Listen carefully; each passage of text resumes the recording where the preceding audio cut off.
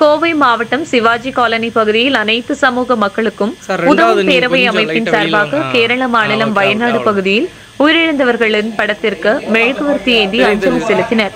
கேரள மாநிலம் வயநாடு பகுதியில் கனமழையால் ஏற்பட்ட நிலச்சரிவு காரணமாக பல்வேறு பகுதிகள் சேதமடைந்தது.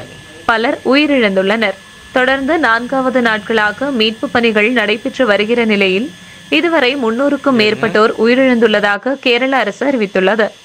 இந்த நிலையில் உயிரிழந்தவர்களின் ஆத்மா சாந்தியடைய வேண்டி கோவை சிவாஜி காலனி பகுதியில் அனைத்து சமூக மக்களுக்கும் உதவும் பேரவை அமைப்பின் சார்பாக வழக்கறிஞர் புஷ்பானந்தம் தலைமையில் மெழுகுவர்த்தி ஏந்தி அஞ்சலி செலுத்தினர்.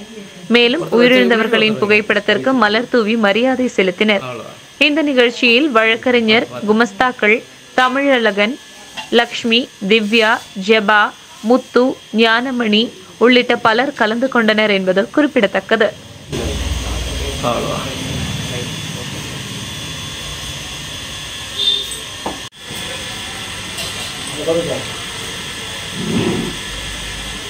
அப்படியே இருங்க, அப்படியே இருங்க, அப்படியே இருங்க, அப்படியே இருங்க.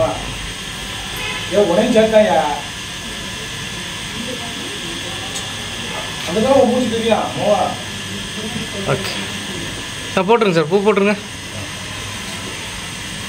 ஓகே.